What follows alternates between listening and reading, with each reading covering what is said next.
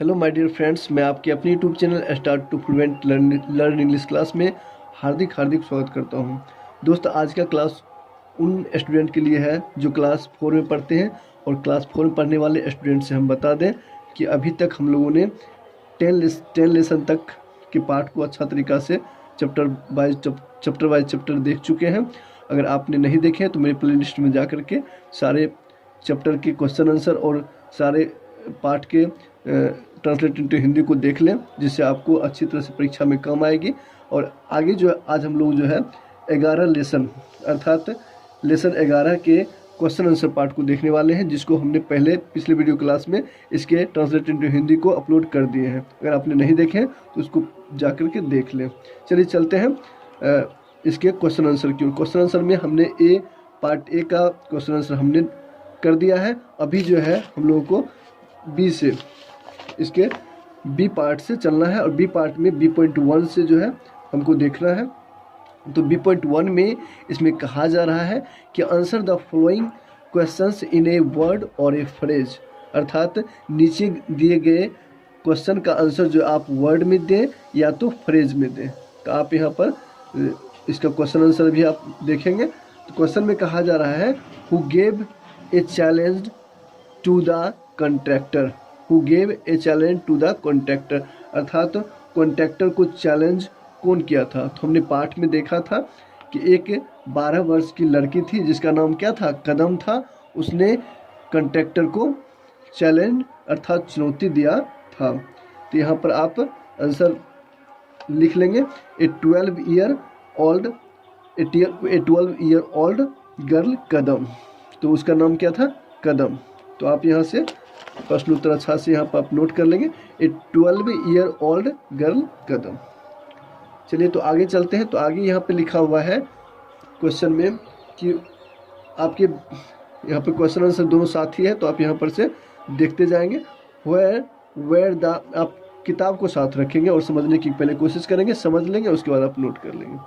तो यहाँ पर लिखा हुआ है बी में कि वेयर द चिल्ड्रेन वर्किंग, अर्थात चिल्ड्रेन जो है वर्क कहाँ कर रहे थे। तो एट द साइट, अर्थात कार्य स्थल पर जो है चिल्ड्रेन जो है क्या कर रहे थे, वर्क कर रहे थे। तो बी नंबर में हो गया। सी में कहा जा रहा है कि what is the name of Kadam's parents. ये हम फ्रेज में दे रहे हैं आंसर, क्योंकि वर्ड में तो एक वर्ड में नहीं दे रहे हैं, इसको फ्रेज में बन रहा है। तो what is the name of Kadam's parents, अर्थात कदम के पेरेंट का नाम क्या था। तो ये हो जाएगा जितेंद्र मांझी एंड शांति देवी, जितेंद्र मांझी एंड शांति देवी। तो इस प्रकार से आप नोट कर लेंगे। तो हमने पाठ में देख चुके थे कि जितेंद्र मांझी था उसके पिता और माता का नाम था शांति देवी, याद ही हो जाएगा। What does Kadam want to be, what does Kadam want to be, Kadam क्या बनना चाहती है, कदम क्या बनना चाहती है। तो हमने पाठ में देखा था she wants to be a doctor, वह फ्यूचर में डॉक्टर बनना चाहती है। तो आप इस प्रकार से इसको नोट कर लेंगे और इसको समझने की कोशिश करेंगे। हम आपको ज़्यादा से ज़्यादा मात्रा में आपको क्वेश्चन का जो है हिंदी करके आपको समझाने की कोशिश करें। तो आप इसी प्रकार से देखते जाएंगे तो आपको याद भी होने में बिल्कुल परेशानी नहीं होगी।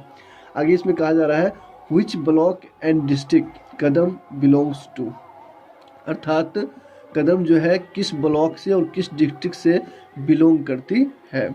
तो वह बरियारपुर ब्लॉक और मुंगेर जिला से वह बिलोंग करती है। तो यहाँ पर हमने लिखा है बरियारपुर ब्लॉक एंड डिस्ट्रिक्ट का नाम मुंगेर। तो आप इस प्रकार से इसका आंसर लिख लेंगे। तो इस प्रकार से B.1 का हम लोग ने A, B, C, D और E सारे पार्ट क्लियर कर लिए। अब हम लोगों को जो है C.1 में और C पार्ट को क्लियर करना है, जो कि पार्ट से है, जिसमें कि write T against true statement and F against false statement देना है। जिसके आपको कहा जा रहा है यहाँ पे कि अगर आपको कथन ट्रू होता है तो आप वहाँ पर T लिखें, ट्रू के बदले आप T का प्रयोग करें, और फॉल्स होता है तो आप F का प्रयोग करें। तो हम उसी प्रकार से करते जाएंगे। जिससे पहला नंबर में कहा जा रहा है education is the right of every child, अर्थात प्रत्येक बच्चे के लिए एजुकेशन जो है राइट है। तो ये बिल्कुल सही हो जाएगा। तो यहाँ पर लिख देंगे आप ट्रू, T लिख देंगे। Children should not work as a labour, children should not work as a labour, अर्थात बच्चे को लेबर की तरह कार्य नहीं करना चाहिए। तो ये भी हो जाएगा ट्रू, बिल्कुल सही है कि चिल्ड्रेन का उम्र जो है लेबर की तरह कार्य करने का नहीं बल्कि उसको पढ़ना और खेलना चाहिए। तो आगे हम लोग देख रहे हैं, तो इसमें कहा जा रहा है कि देयर आर 7 मिनिस्टर्स इन बाल संसद। तो पाठ में हमने कहीं पर ये चर्चा नहीं सुना था कि बाल संसद में 7 मंत्री होते हैं, तो ये बात तो नहीं था, तो ये हो जाएगा फॉल्स। आगे है, तो इसमें हम लोग एफ लिखेंगे। It is the duty of the children to go to school daily, अर्थात बच्चे को डेली स्कूल जाने का ड्यूटी होना चाहिए, उसका कर्तव्य होना चाहिए, तो ये हो जाएगा ट्रू। तो यहाँ पे आप लिखते जाएंगे ट्रू। आगे है कदम से action against the contractor was not right. Kadam का जो एक्शन था, कदम जो काम कर रही थी, वो कंट्रैक्टर उसको राइट नहीं कहा, उसको सही नहीं कहा, तो ये फॉल्स हो जाएगा। कदम के कार्य को कंट्रैक्टर ने सही कहा था, सही माना था, लास्ट में उसको मानना पड़ा था, तो ये हो जाएगा फॉल्स। नहीं, ये हो जाएगी आपको Kadam's actions against the contractor was not right, not right अर्थात राइट था, ये फॉल्स हो जाएगा। सही बात है, उसने माना था कि सही था, ये राइट होना चाहिए, इसमें लिखा हुआ नॉट राइट, तो ये फॉल्स हो जाएगी। अगला है 3.2 में कि answer the following questions in a phrase और सेंटेंस, अर्थात नीचे दिए गए क्वेश्चन का आंसर जो है आप फ्रेज या सेंटेंस में दे सकते हैं। वर्ड की बात इसमें नहीं की जा रही है, या तो फ्रेज में दे या फिर सेंटेंस में दे। तो इसका हम लोग पहला का आंसर देखेंगे, पहला क्वेश्चन पहले समझेंगे। How many brothers and sisters does Kadam have, अर्थात कदम के कितने भाई और कितने बहन थे। तो हमने देखा था पार्ट में कि कदम का कोई बहन, हाउ मेनी मतलब कितने बहन और कितने भाई और कितने बहन थे कदम को हमने देखा था पार्ट में, कोई भाई बहन नहीं था। तो हम इस प्रकार से लिखेंगे यहाँ पे, इसके क्वेश्चन आंसर को आपको यहाँ पर लिखा हुआ मिल रहा है, आप यहाँ पर नोट करेंगे और इसको याद करने की बिल्कुल आप कोशिश करेंगे समझने की। तो इसमें है Kadam does not have any brother और एनी सिस्टर, अर्थात कदम को ना तो कोई भाई था और ना तो कोई बहन था। तो इस प्रकार से आप लिख लेंगे Kadam does not have any brother और एनी सिस्टर। आगे है is Kadam a brave girl, अर्थात क्या कदम जो है बहादुर लड़की है। Yes Kadam is a brave girl, उसने ब्रेवरी का इसमें काम किया है पार्ट में, उसको ब्रेव गर्ल कहा जा सकता है। तो yes Kadam is a brave girl. अगला है does she like the children to come to school, क्या बच्चे को स्कूल ले जाना उनको पसंद था, बच्चे को स्कूल आना क्या कदम को पसंद था। तो yes she likes the children to come to school, हाँ वह बच्चे को स्कूल आना उसको पसंद था, बच्चे का स्कूल आना पसंद था। तो इस प्रकार से हम यहाँ पर लिख देंगे yes she likes the children to come to school, बच्चे को स्कूल ले जाना उनको पसंद करती थी। आगे है यस इज सी प्रधानमंत्री prime minister of her school बाल संसद, वह अपने स्कूल के बाल संसद की प्रधानमंत्री थी। तो हाँ यहाँ पर हो जाएगा प्रधानमंत्री है, तो यस सी इज द प्रधानमंत्री ऑफ हर स्कूल बाल संसद, अपने हर मतलब होता है यहाँ पे अपने स्कूल के बाल संसद की वह प्रधानमंत्री भी है, बिल्कुल सही है। इसके लास्ट क्वेश्चन को हम लोग देखेंगे, व्हाट डज एजुकेशन गिव, अर्थात शिक्षा क्या देती है। तो हमने देखा था लास्ट में कि education gives wings to our courage and our thought, इसको थॉट पढ़ेंगे। तो education gives wings to our courage and our thought, अर्थात शिक्षा जो है हमारे साहस और विचारों को पंख देती है, आगे बढ़ने का पंख देती है। तो इस प्रकार से ये हो जाएगी। तो इसको भी हमने देख लिया, जिसमें 3.2 में जो था ये सारे क्वेश्चन के पार्ट को हमने क्लियर कर लिए, समझ लिया। आगे इसी प्रकार से हम लोग देखेंगे D.1 में। तो D.1 में कहा जा रहा है fill in the blanks with the suitable words from the box, अर्थात इस बॉक्स से आपको डैश में भरने जो सही वर्ड आपको लगे। तो इसमें कहा जा रहा है कि Radha comes to school every day dash her brother Samu. Radha, तो इसमें कहा जा रहा है कि Radha comes to school every day dash her brother Samu. तो अपने वो भाई के साथ साथ, यानी कि अलोंग विद हो जाएगा इसमें। तो आप यहाँ पे अलोंग विद भर लेंगे पहला डैश में। 1 नंबर हम यहाँ पे लिख दे रहे हैं, तो आप ए नंबर में जो है आप ये भर लेंगे। ये जो ए है इस प्रकार से इसको भर लेंगे। आगे इसमें कहा जा रहा है कि it is the dash of the education minister of बाल संसद डिस्ट्रीब्यूट स्कूल लाइब्रेरी बुक्स। अर्थात एजुकेशन मिनिस्टर और ऑफ बाल संसद का एजुकेशन मिनिस्टर में क्या काम होता है, तो वो स्कूल में लाइब्रेरी बुक्स को भी बांटता है, डिस्ट्रीब्यूट करता है। तो हो जाएगा उसका क्या होता है, जिम्मेवारी होता है, अर्थात रिस्पॉन्सिबिलिटी हो जाएगा। तो इसको आप बी में भर देंगे। अगला इसमें कहा जा रहा है कि he dash to be a engineer in future. He dash to be an engineer in future. तो ये इसमें आपका हो जाएगा, उसका क्या था, तो इरादा रखती थी। तो ये हो जाएगा आपका सी में इंटेंस भर देंगे इसमें। तो आगे है who is the dash of this building. Who is the dash of this building, अर्थात बिल्डिंग को कौन बनाता है, कौन बिल्डिंग, हु इज द ना, तो इसमें हो जाएगा कंट्रैक्टर। ये आप लिखेंगे डी में कंट्रैक्टर। तो यहाँ पर आप हम लिख दे रहे हैं, तो आप यहाँ पर नोट कर लेंगे। We should not quarrel with our dash. We should not quarrel with our dash. तो इसमें हो जाएगा निगबोर। इसको आप ई में भर लेंगे, निगबोर से हमें जो है झगड़ा नहीं करना चाहिए, प्रोसेस से हमें झगड़ा नहीं करना चाहिए। अगला है education gives dash to our thought. तो जो बचा है यानी विंग्स, तो अब इसमें हो जाएगा विंग्स एफ नंबर में। तो इस प्रकार से आप इसको भर लेंगे। आगे है D.2 में। D.2 में कहा जा रहा है फिल इन द ब्लैंक्स। इसमें भी वही है, सुचेबल वर्ड्स भरना है। तो इसमें से बॉक्स में से इसमें कहा जा रहा है जैसे कि I won't allow you to swim in the river. अर्थात रिवर में मैं तुम्हें नदी में तैरने की अनुमति नहीं दे सकता। तो इस प्रकार से है अनुमति नहीं देना। वॉन्ट अलाउ मतलब होता है अनुमति नहीं देना। तो यहाँ पर इसमें से आप भर सकते हैं I won't allow you to dash from the school. अर्थात मैं तुम्हें स्कूल से भागने की अनुमति नहीं दे सकता, नहीं फिली हो जाएगा, एफ एल वाली फिली आप इसमें भर सकते हैं। अगला है I won't allow you to sit. I won't वही हो गया, अनुमति नहीं दे सकते। तो किसमें, तो सिट की बात यहाँ पर कहा जा रहा है। तो यहाँ पर हो जाएगा एलोन। मैं तुम्हें अकेले बैठने की अनुमति नहीं दे सकता। तो एलोन मतलब क्या होता है, अकेला। I won't allow you to go to dash at night. तो इसमें आपको हो जाएगा डियर, यानी रात में मैं तुम्हें वहाँ जाने की अनुमति नहीं दे सकता। कहीं जगह की बात करें कि वहाँ जाने की अनुमति नहीं दे सकता, तो यहाँ पे डियर आपका भरा जाएगा। तो हमने फिली भी भर लिया, डियर भी भर लिया, एलोन भी भर लिया।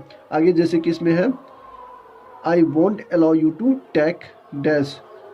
तो हो जाएगा रोटेन फूड, अर्थात शराब भोजन जो है मैं तुम्हें लेने की अनुमति नहीं दे सकता, रोटेन फूड। तो ये आप भर लेंगे इसी प्रकार से। तो ये आप अपने नोटबुक में कर लेंगे। आगे है लेट्स लर्न, अर्थात now look at this sentences from the lesson we won't allow you to work and no child will work here now. अर्थात इसका मतलब हुआ कि हम लोग तुम्हें काम करने की अनुमति नहीं देंगे। And no child will work here now. अब यह कोई बच्चे जो है काम नहीं करेगा। दोनों का मीनिंग जो है कह रहा है यहाँ पर the first sentence so that speaker is not going to allow them to work. अर्थात स्पीकर जो है कहना चाहता है फर्स्ट सेंटेंस से कि मैं तुम्हें काम करने की अनुमति नहीं दे सकता। सिमिलरली जस्ट वैसा ही बी नंबर में सेंटेंस है कि सिमिलरली समान रूप से the second sentence shows that no child going to work here. तो वही बात इसमें भी कहा जा रहा है won't is the contracted from the modal will not here will express determination. अर्थात यहाँ पे कह रहा है कि आप डिटर्मिनेशन का यूज करके उसको एक्सप्रेस विल का प्रयोग करके आप बनाएं। तो इस प्रकार से सेंटेंस में जैसे कि पहला नंबर दिखाया गया यहाँ पे, he is going to open a shop, he is going to open a shop. तो इसमें विल का प्रयोग किया, इज गोइंग टू को यहाँ पे हटाया गया है। तो यहाँ पे लिखा गया he will open a shop. तो उसी प्रकार से इसमें इज गोइंग टू को हटाएंगे, बाकी सबको विल यहाँ पर सेट कर देंगे। जैसे इसमें हो जाएगा she will buy a cow, she will buy a cow. तो इसमें डिटर्मिनेशन जो कि विल है उसका यूज किया गया है। तो आप भी इसी प्रकार से इसका यूज करेंगे और यहाँ पर बनाते चले जाना है। जैसे यहाँ पे कह रहा है कि आर गोइंग टू, तो इसमें ये हट जाएगा और यहाँ पे क्या हो जाएगा, विल। इसी प्रकार से आप भी यहाँ पे यूज करके बना लेंगे तो हो जाएगा they will time A parrot, term A parrot.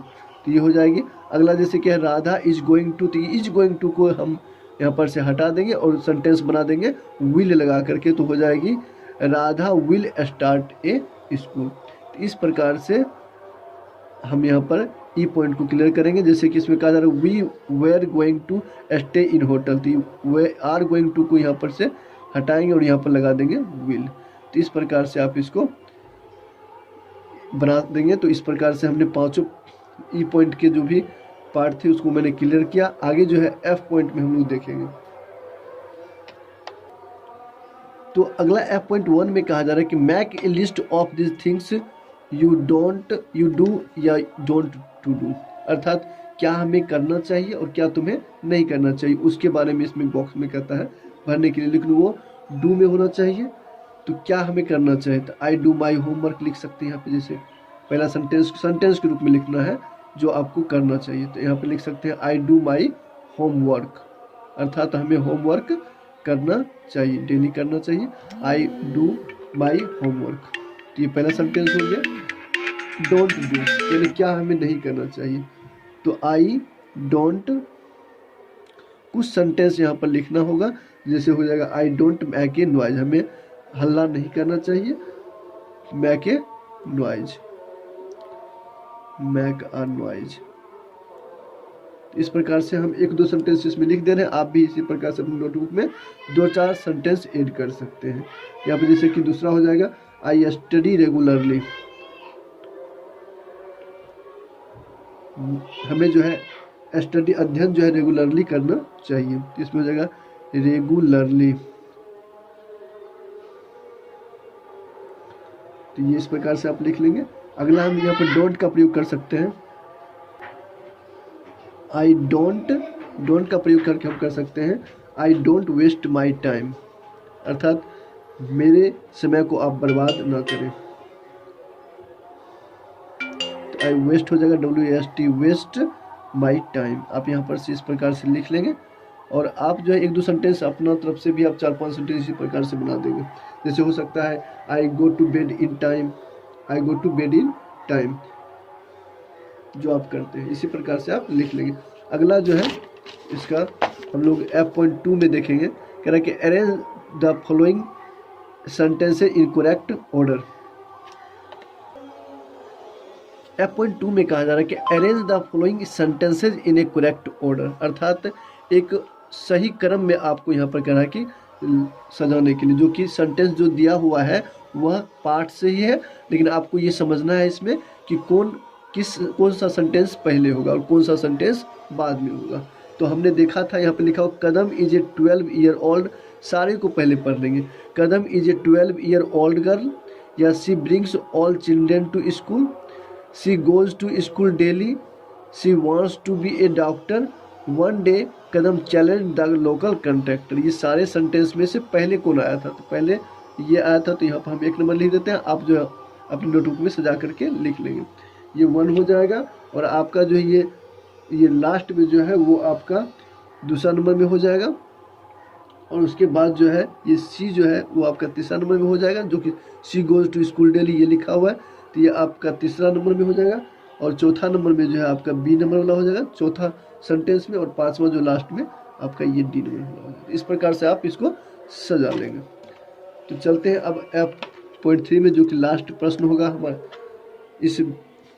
इस चैप्टर का, जिसमें कहा जा रहा है कि you may have very often seen some children collecting waste materials from your street or a road nearby your house।